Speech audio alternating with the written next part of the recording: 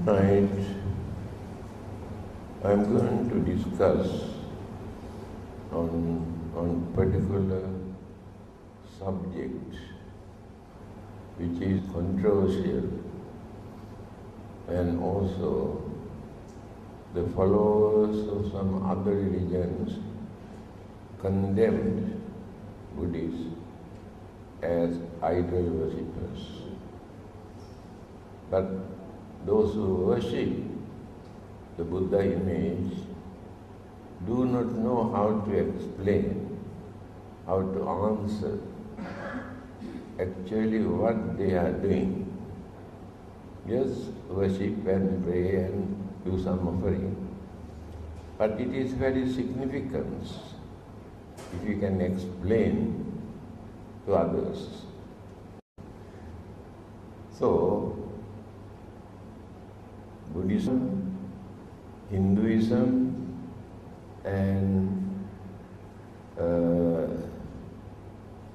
Catholics, these three religions pray or worship or pay homage to images. To some people, it is very difficult to practice religion without an image. But it is not compulsory that every Buddhist must have a Buddha image to practice Buddhism. It is up to us.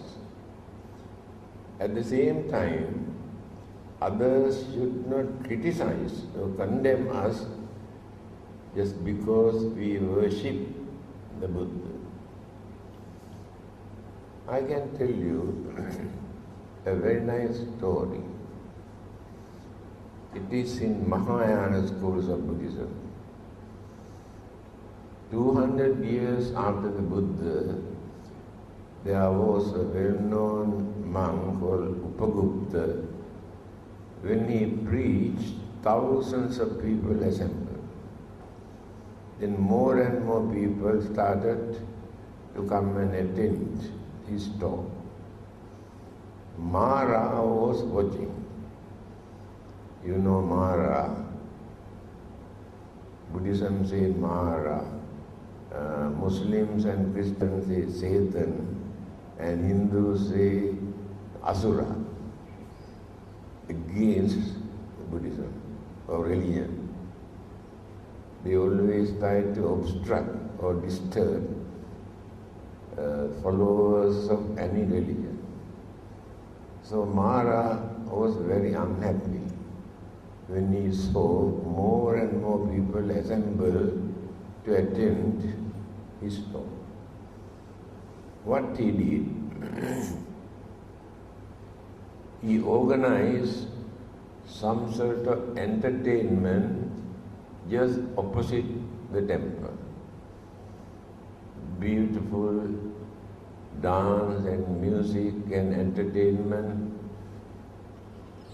Then people slowly turned toward the other side. Finally, Venerable Upagupta found that nobody to attend his talk. All are enjoying the entertainment. Then Upagupta thought, no doubt this is done by Mara. Although he has disturbed the Buddha did not teach him a good lesson.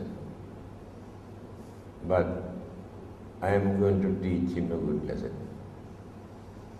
Then he also went there. After watching, enjoying, he said, we really appreciate your entertainment. So in appreciation of your formation, I want to put a garland. So he was very proud.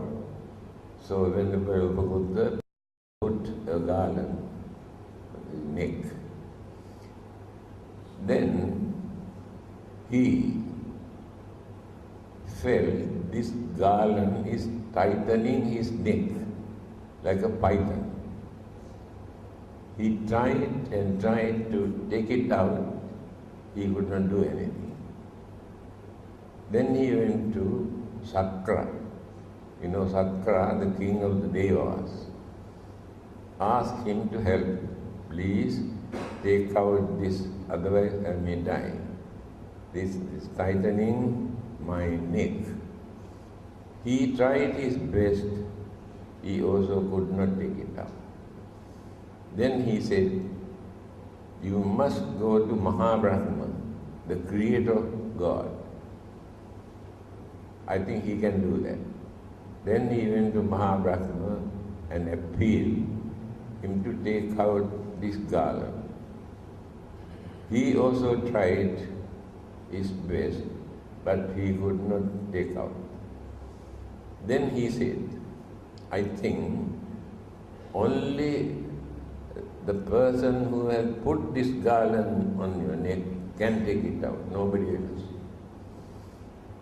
Then he decided to come back and apologize for interrupting his religious program and requested to take out the garland. Then Venerable Upagupta said, yes, I can do that under two conditions. First thing, in future, you should not come and disturb our religious program. He said, yes. Second item is, I am living 200 years after the Buddha. I have not seen the real Buddha figure. You have seen him.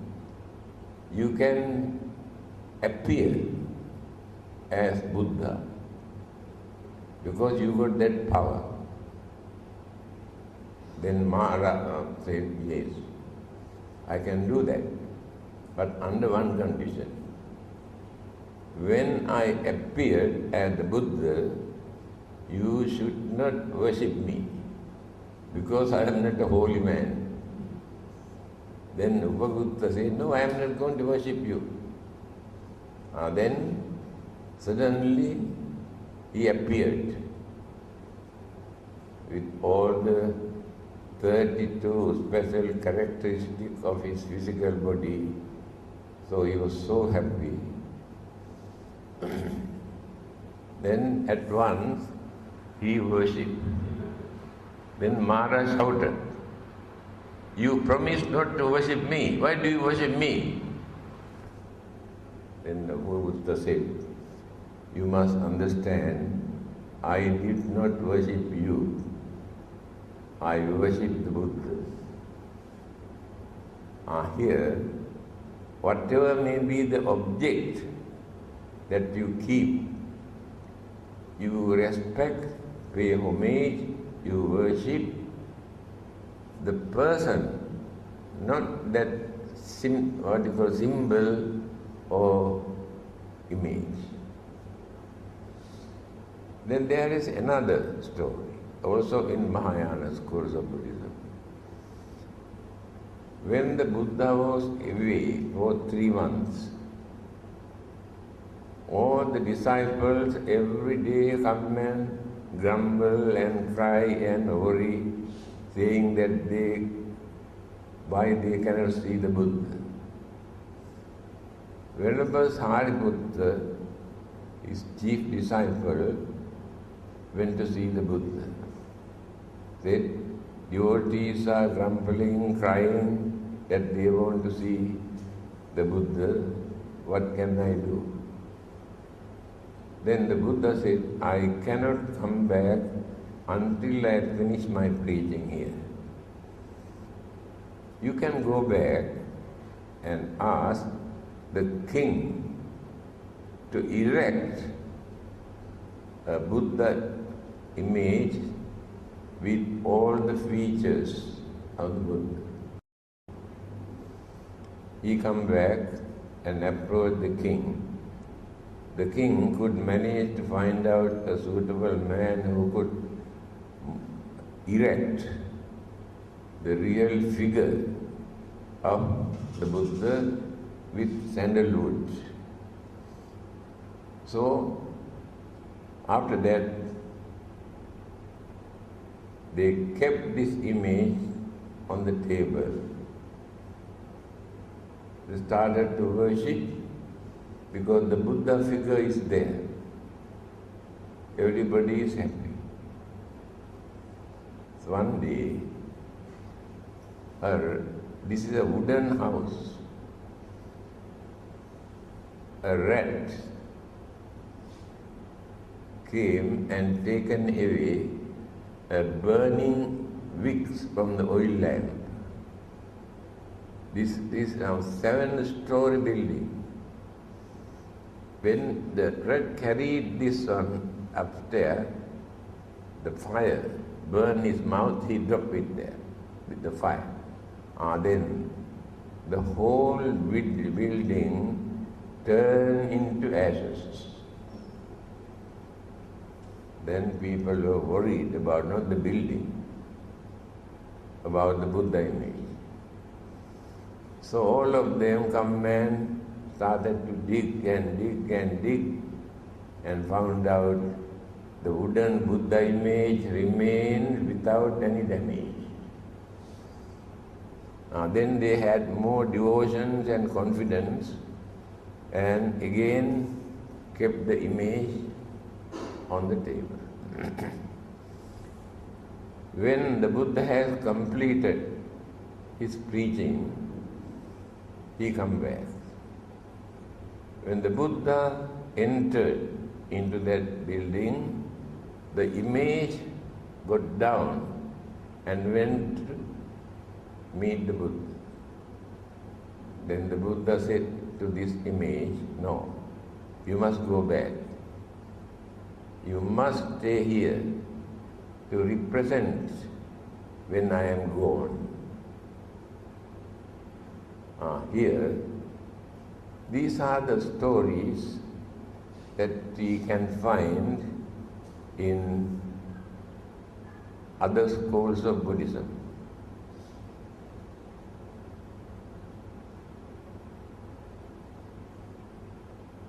Images are not available for 500 years after the Buddha. They have never had any Buddha image for 500 years after the Buddha, according to history. During the Greek occupation, they have influence for them to erect the images and religious symbols and all sort of. Then started to erect the Buddha image. That is historical. However, what is there for us to learn? You must understand, the Buddha was not very particular about the physical body. I think you have heard that incident.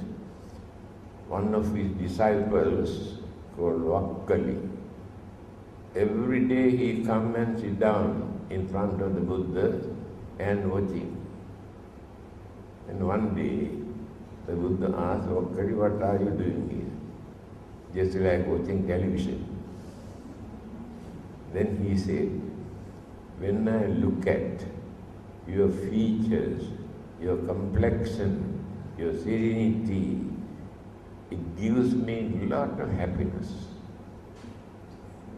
Then what the Buddha said, Kinte vakkal imina putikayena duggandhena sarirena.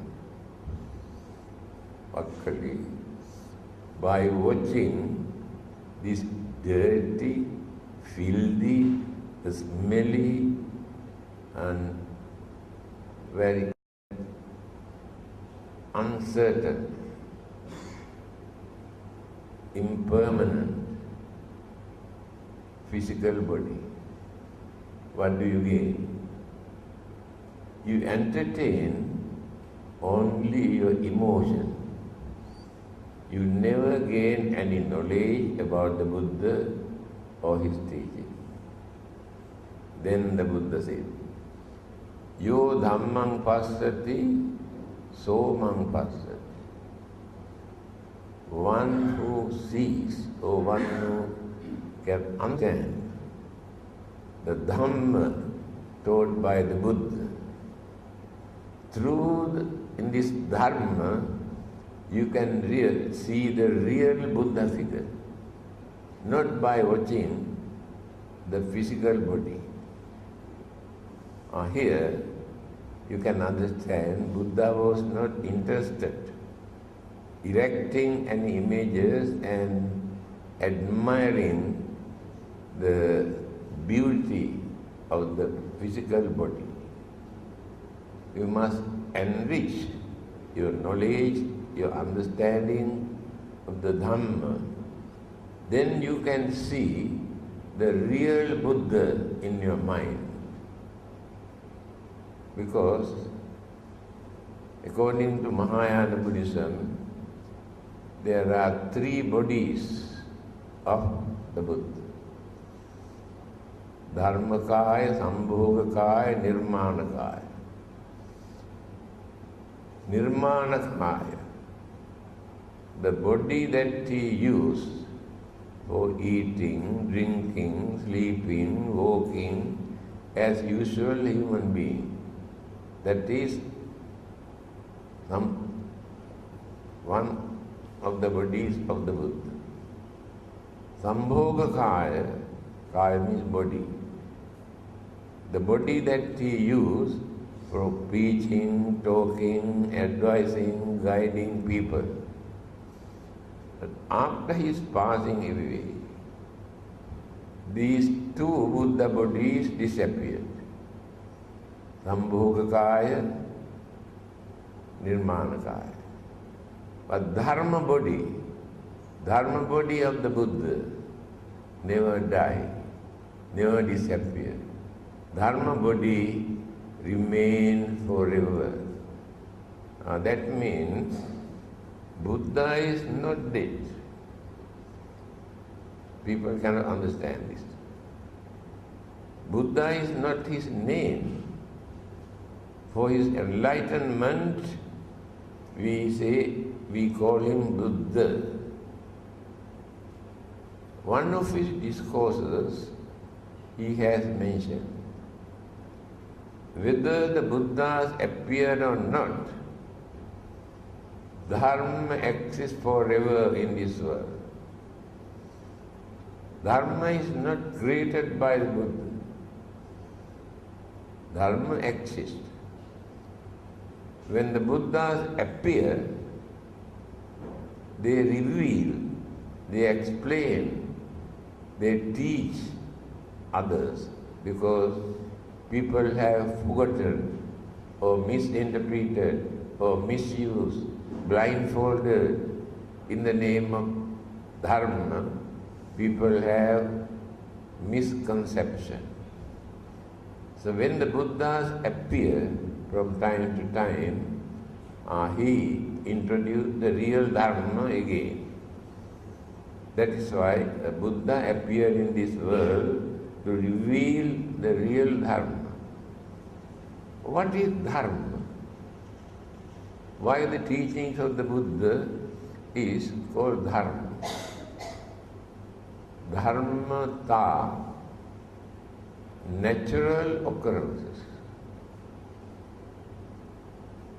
not created by the Buddha or created by the God, natural occurrences. Because people have wrong belief, imagination about natural occurrences.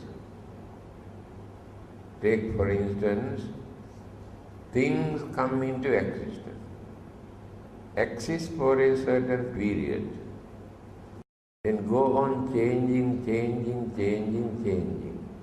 again going on decaying, and then disintegrate, dissolve, completely disappear. So people could not understand. So they created different concept that God create and God destroy. The Buddha mentioned, it is not the act of God. This is the natural occurrence. If anything come into existence due to combinations of matters and mind, or only elements without mind, they remain for a certain period as long as the binding factors, energies remain. When these energies started to loosen, then going on changing.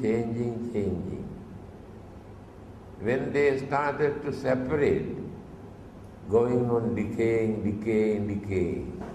after that completely disappeared. That is called dharmata.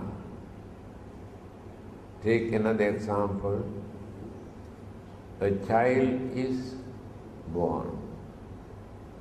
This child is slowly growing. There is nobody behind to support this child to grow. After growing, then become a youth. After that, become an adult. After that, become an old man. After that, one day, face to death. All these things are natural occurrences, not created by anybody. So anything happen in this world, all these things are natural occurrences. There is no God or anybody behind. That is what the Buddha wanted to teach us. Now, I told you, Buddha was not interested for erecting images. That is why for 500 years they have never erected any images. But I told you, during the Greek occupation, they started to erect the Buddha figure, and then started to develop all over the world Buddha images. Some people depend on the Buddha image. Without Buddha image, they cannot practice Buddhism. But some others can practice Buddhism without depending any image, because they can create the Buddha in their mind. Mr. Nehru, Prime Minister of India, long ago, when he was arrested for fighting to gain independence, British government arrested him. When he was in the jail, he had the small Buddha image in his bag. Although he was not a Buddhist, he had been keeping this Buddha image in his bag. So what he did, he take out the image and keep on the table and watch the face of the Buddha, smiling face. Then he started to think, in spite of all these troubles and problems and difficulties and calamities, if Buddha Buddha can maintain smiling face, why not we follow him? Why not we face all these problems without grumbling, accusing, blaming, crying and worrying? That he followed the Buddha. To him, the Buddha image was very important at that time. I met an American lady. One day he came here. She opened her bag and took out a small Buddha image. She told me she had been keeping this Buddha image for 40 years. But she was not a Buddhist. But he said, I strongly believe this Buddha image can protect me. So she gained confidence by depending on this Buddha image. A Chinese philosopher one day visited the museum in London. First time in his life, he saw a Buddha image. By watching this image, he said, if God has come down to this earth, this is the figure of God. He has never learned anything about the Buddha, but watching the figure of the Buddha, he had such a great, understanding and image influence his mind to say like this, although he was not a Buddhist. Another scholar has written a book. He has written there, actually, if you want to know what the Buddha taught, not necessary to read any book. You go and look at the Buddha's face. He mentioned one particular place. You must go and look at and watch that particular Buddha image. Then you can understand everything. His face indicates everything what he preached. During the Second World War, in Burma, they found a small Buddha image. British soldiers. They sent this image to Winston Churchill, the Prime Minister of England at that time, with a note.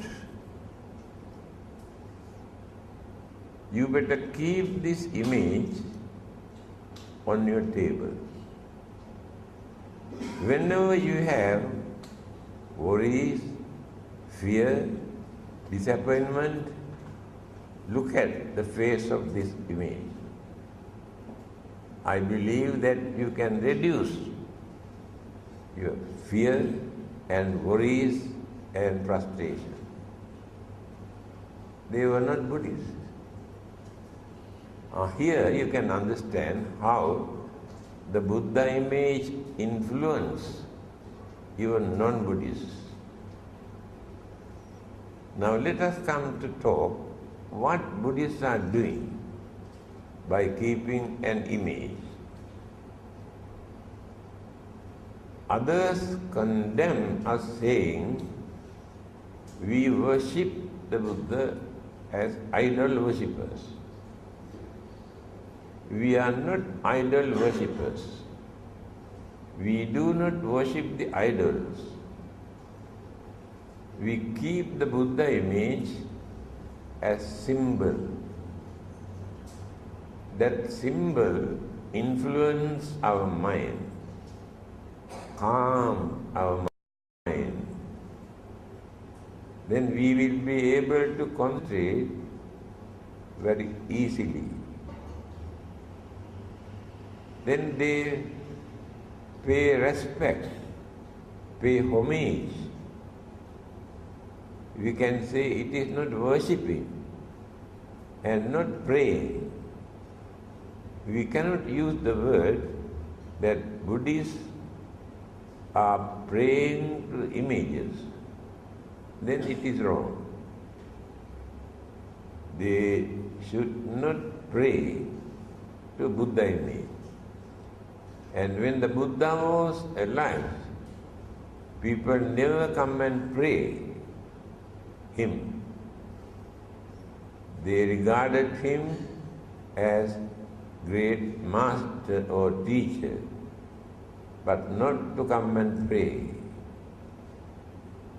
There, we actually do not pray to images asking something what we need, asking something to help us to get rid of our problems and troubles and disturbances. But we take the image as symbols. We develop confidence in the Buddha, and we are worshipping, paying homage, paying respect to the real Buddha, not to this image.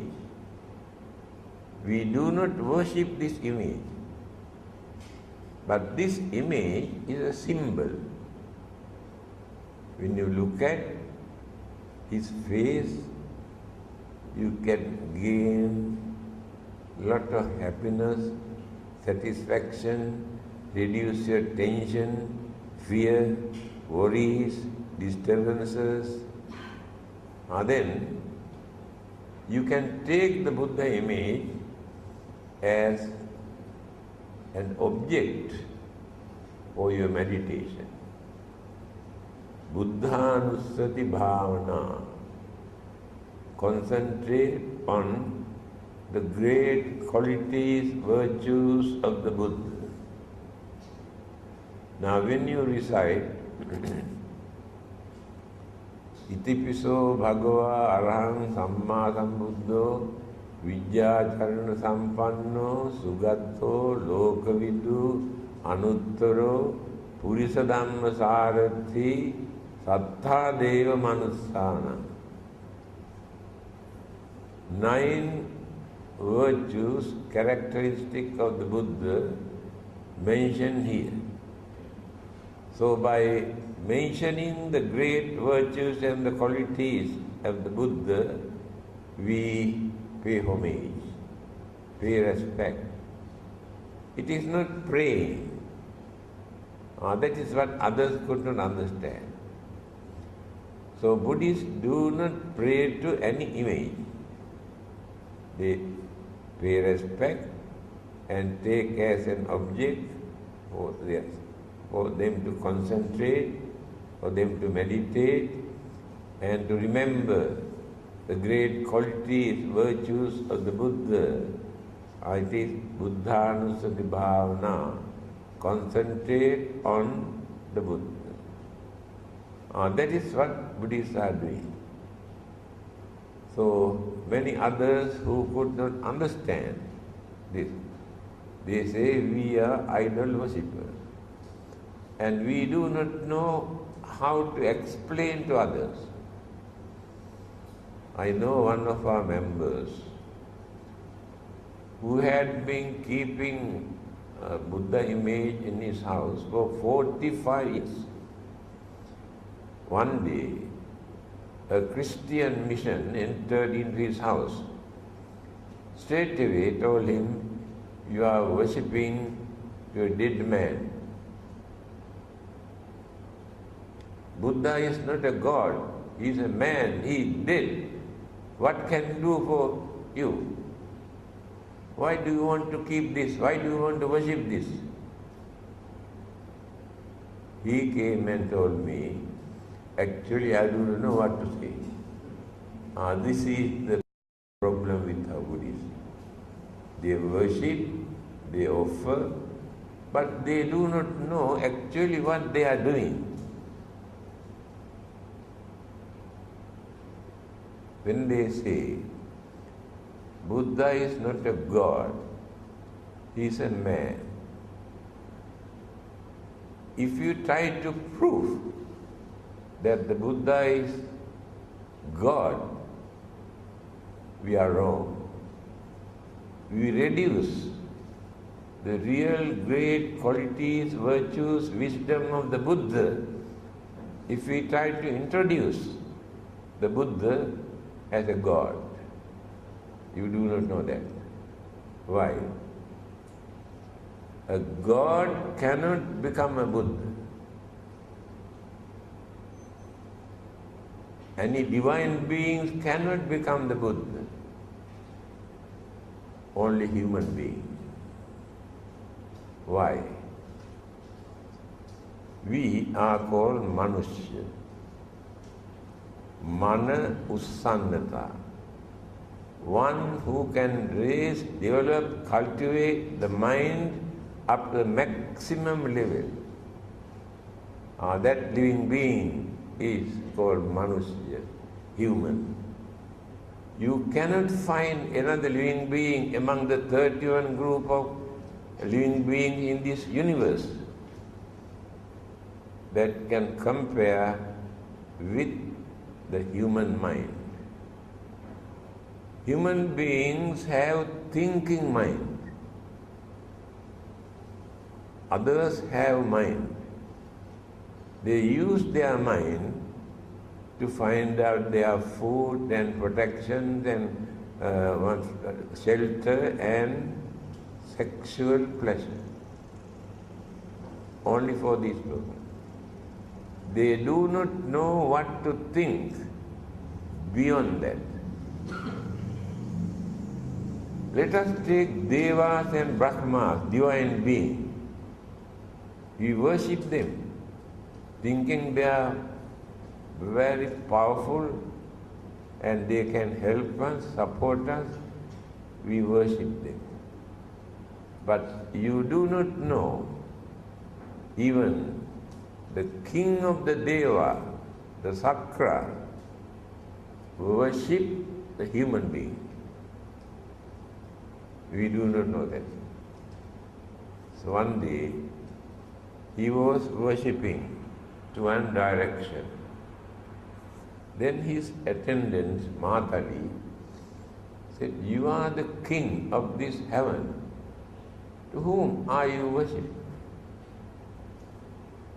Then he said, it is written in Pali language what he has said. Ye gahatta punya silavanta upasaka dhammena darang posinti tan namassami sarati. I respect those human beings, Igata Punyakara, those who perform meritorious deeds. Meritorious deed means doing some good work with good intention. That is called merit.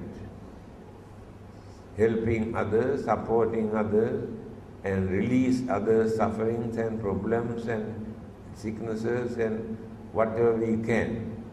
Again, supporting the religious activities to influence the people for them to follow religious way of life. These are called meritorious deeds. I respect those who perform meritorious deeds.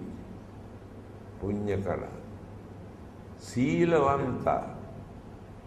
I respect those who observe precepts. You observe 5 precepts, 8 precepts, 10 precepts, and there are more. I respect those who observe precepts. Why? They never do any harm to any living being. They never bluff or cheat or swindle others think. They allow others to live peacefully. Therefore, I respect them for their noble life, respectable life. Egahatha punyakara. Silavanta, upasaka. Upasaka, upasika, male, female. Upasaka, upasika. After reducing too much of sensual pleasure, worldly material gain, they devote their time to do some service to others, to guide others, advise others, because they have more experience, more knowledge, maturity, understanding. Therefore, instead of enslaving to sensual pleasure, they must use their knowledge, understanding, experience to guide others who have not learned how to lead a respectable life. They are called upasaka. Without becoming monk, they remain as householders or laymen, but their way of life is reduce too much of worldly sensual pleasure, devote more time for religious activities, to guide others, help others, support others, enlighten others. They are called upasaka. I respect them. Dhammena dharang posin. I also respect those who support their family members without creating any bad deed, wicked or cruel or harmful thing. Very respectable way, they work hard, they earn, they support their family members. I respect them. Here you can understand, Devas also respect when human beings become more virtuous, more religious, and more devout. But we think that Devas are more powerful. Yes. How did they become Devas? O Brahman. During their previous birth, they were human beings. As human beings, they have done lot of meritorious deeds. Through the influence of these merit, very virtuous, they had the opportunity to be born in certain Devaloka or heavenly realm as Devas. And their life is not like human life. And females never give birth. Spontaneous birth. That means life just appeared. But we cannot understand, we cannot believe. But yes, it is. Then they have no sicknesses. They have no old age. They exist, they enjoy their life up to maximum level. Then one day suddenly disappear. So their life is just like a flame of a candle. As long as wicks and wax remain, the flame also exists. When no more wax, no more wicks, that flame disappears. Same thing happened to those Devas.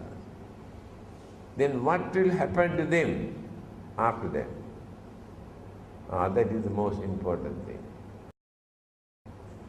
while enjoying their life up to the maximum level, they never form any religious practices. They have no particular religion. Whole life is for enjoyment and pleasurable things. Human beings are more fortunate, the Buddha says. Why? While living as humans, we can understand we are here in this world.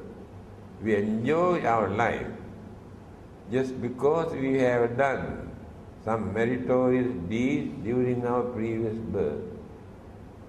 We are spending all the good merit that we have accumulated. What will happen to us if we die simply by spending all the merit that we have accumulated?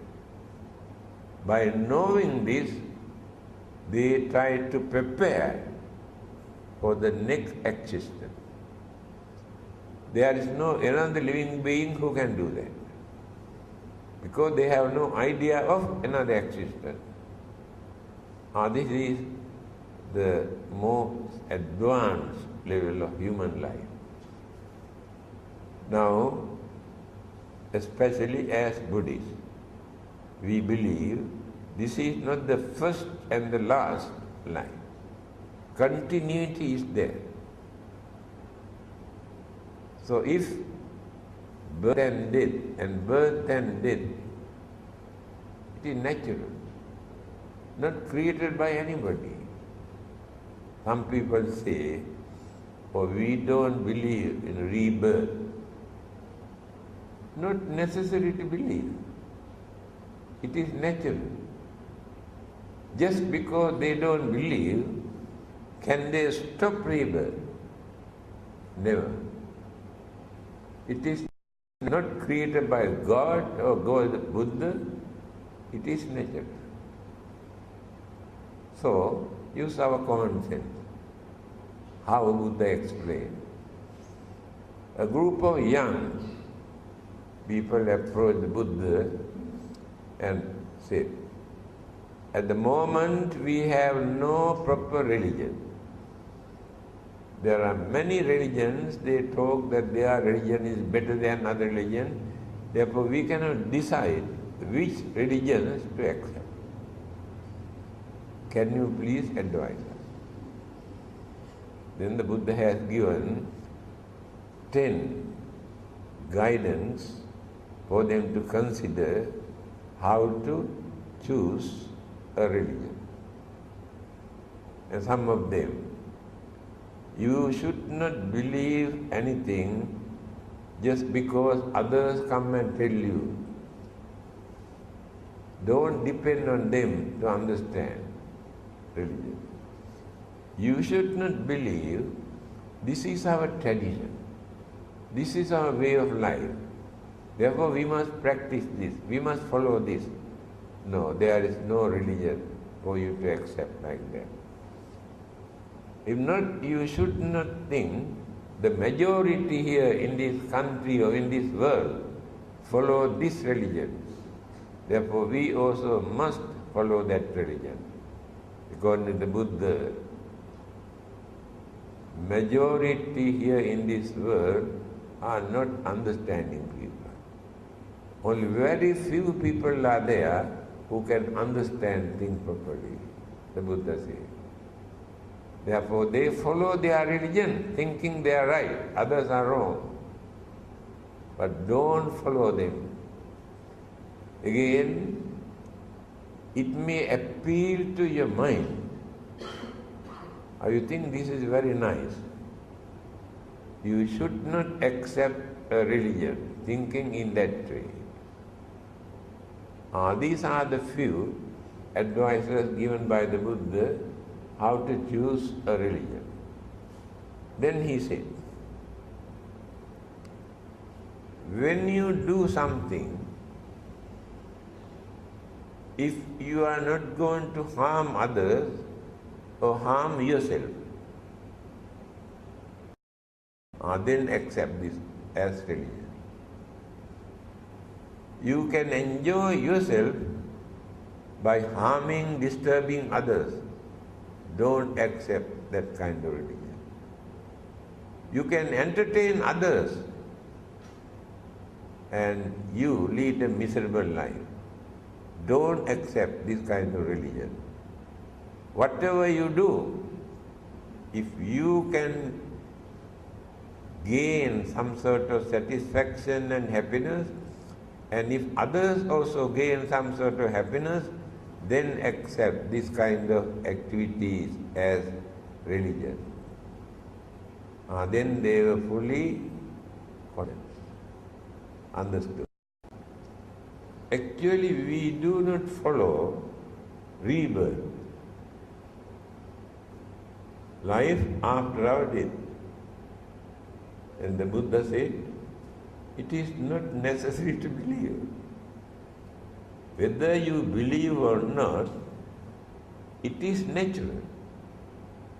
You cannot stop that saying or thinking that you don't believe that. If it is natural occurrence. This is the Buddha's way of teaching. Then they satisfied, then accepted the teachings of the Buddha. Then, again let us come back to the images. Today, in many parts of the world, people erect different kind of images according to their own way of thinking, without following the guidance given in religious teaching.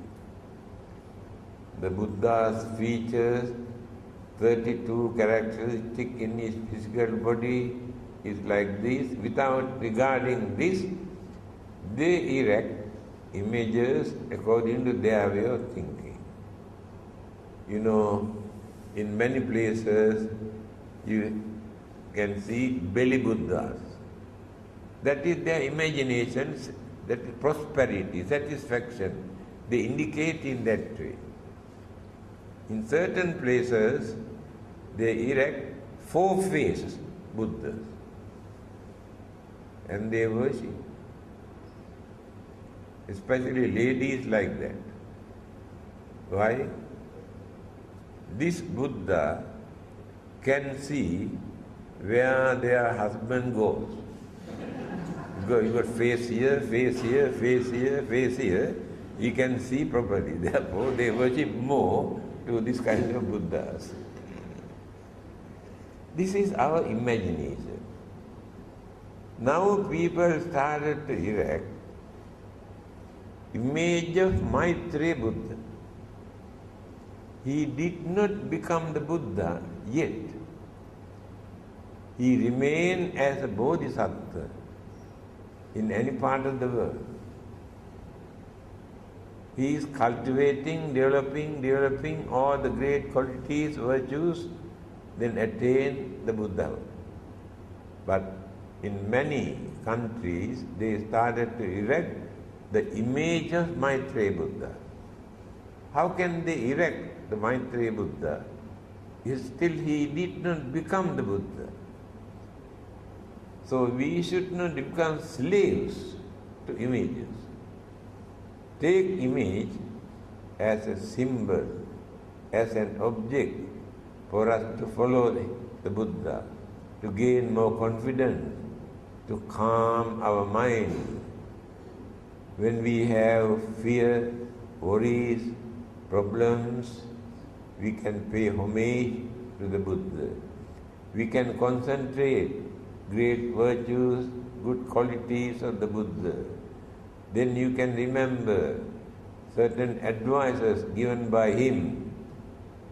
Then you can reduce your fear, worries, tension, suspicion you had in your mind. Then you gain some sort of confidence. Definitely.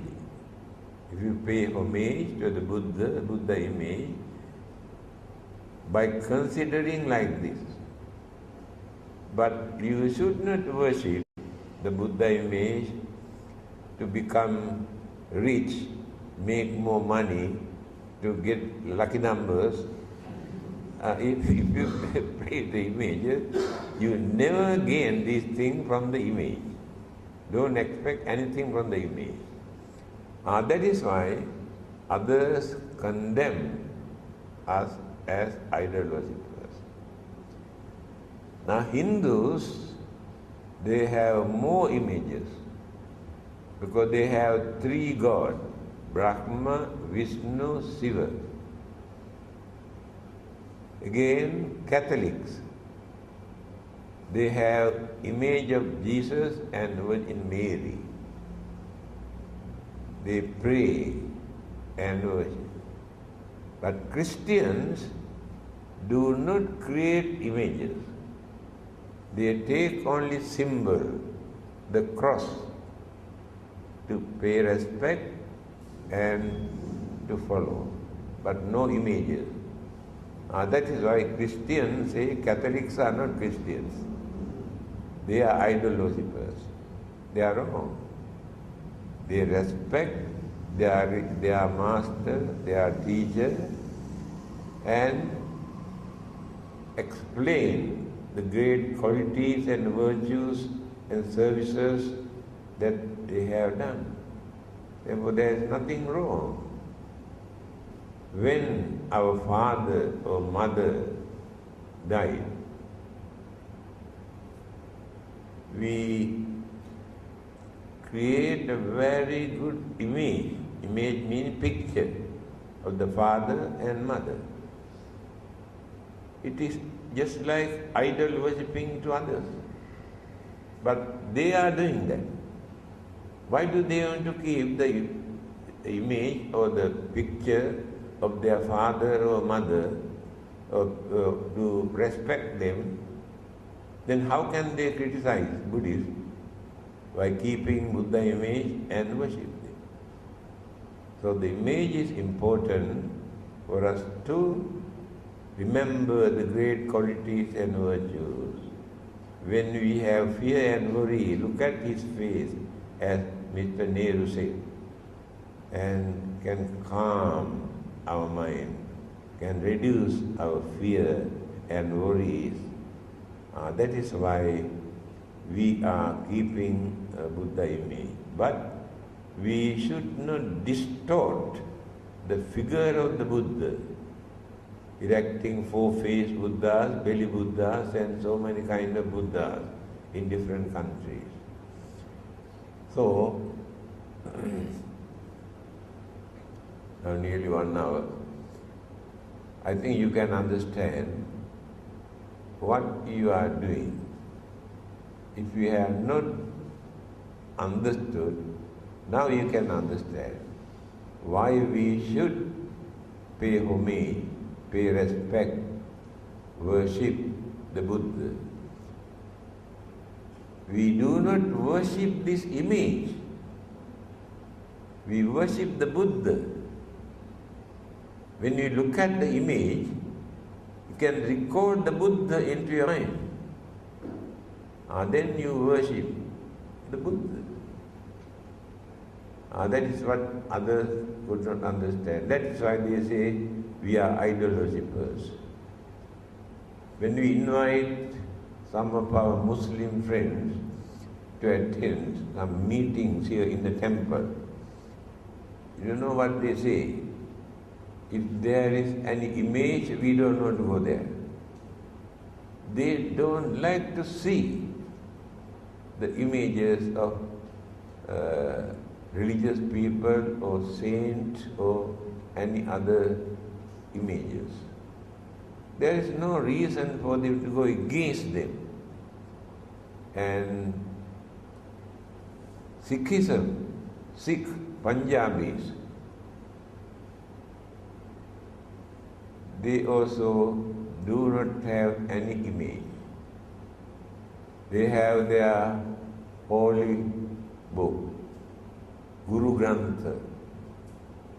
Guru Grantha, Grantha means book. They worship and pray to this book. Again, there is another schools of Buddhism, Japanese, Nichiren. They also have no any image. They do not worship the Buddha image. They have one particular book, one sutra uttered by the Buddha, and keep this book as an altar and worship and recite and pray. They are against the keeping the images. Then Judaism, Jews, the origin of Christianity and Islam, and they also have no any images. Hindus have so many, and Buddhists have only Buddha image, and Christians have two, Jesus and Virgin Mary.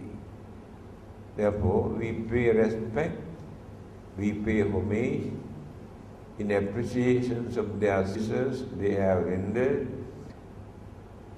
This symbol remind us, recall the person, the Buddha or God into their mind.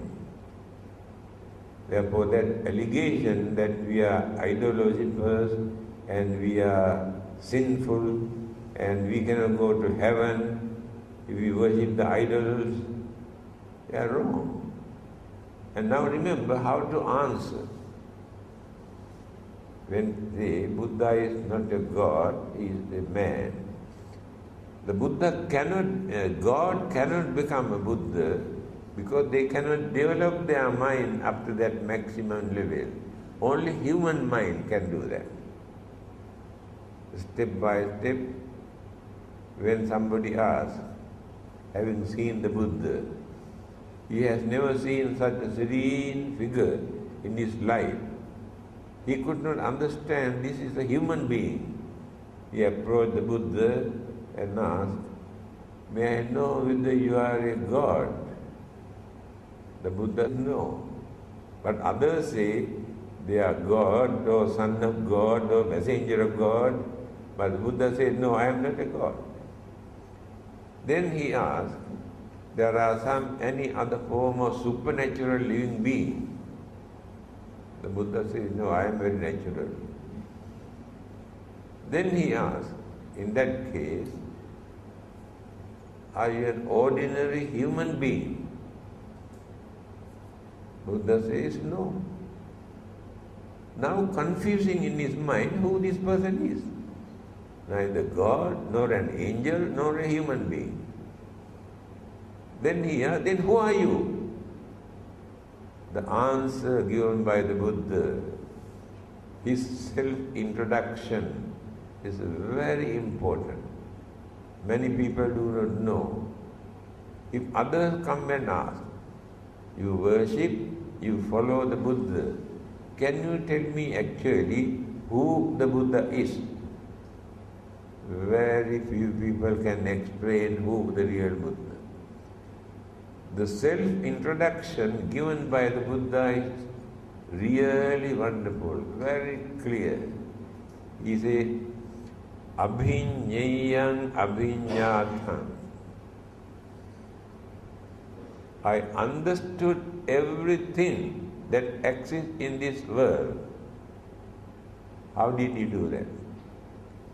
Life after life, he went on developing his knowledge, his mind, his wisdom, understanding. Therefore, he realized everything that exists. Bhavetabbancha bhavita.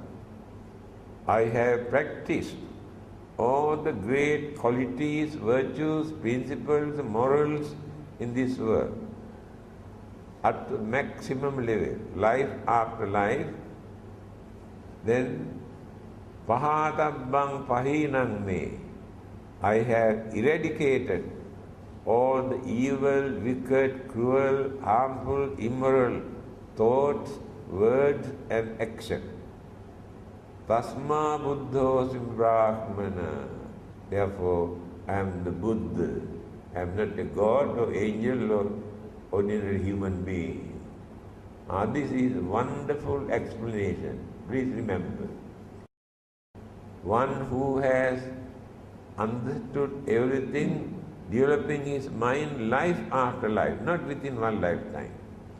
One who has cultivated all the great qualities, virtues, principles, things. And one who has eradicated, completely destroyed all the wicked thoughts, ideas and actions and words, and then that person becomes the Buddha. We worship to that Buddha. Then no one can say you are worshipping to a man or dead man. And explained by Mahayana schools of Buddhism, the Buddha, three bodies of the Buddha, the other two disappear after his passing away. But the Dharma body of the Dharma, exists forever. Therefore no one can say Buddha is dead. Buddha cannot die. That physical body he had, that he used, disappeared. But the Buddha appeared. Buddha is not the figure. See, must understand this. Buddha is living. Buddha means one who understood the Dharma, who preached the Dhamma, and the Buddha says Dharma exists forever, whether the Buddhas appear or not. This is the way how to understand. When others come and condemn you and ask to stop worshipping to a dead man, why not to worship our God to go to heaven? By worshipping to this man you cannot go to heaven. Then you can say, actually we don't want to go to your heaven, that is for you, not for us. Why should we go to your heaven? As Buddhists, we have 6 kinds of heaven, but you have only one. We can choose which heaven is best for us, but you cannot do that. But you don't know how to tell. Jatum Maharaja Tavasdinda Yama Tusita Dinmarati Paramita Vasavat. The name of those Brahma Deva realms, where Devas experience wonderful, happy, peaceful, enjoyable life. So we can go to one of those places. Why should we follow what you call pray to go to their heaven? You must understand how to answer when they come and talk to you.